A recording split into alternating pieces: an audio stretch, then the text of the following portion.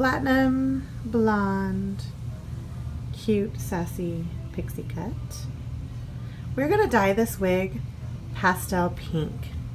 It's going to be gorgeous.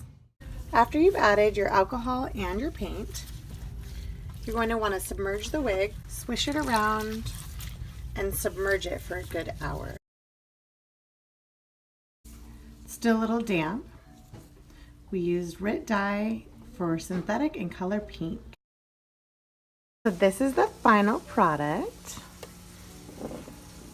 She's Ivy, came in color champagne. We did a custom color with a bubblegum pink. Gorgeous, with a deeper root.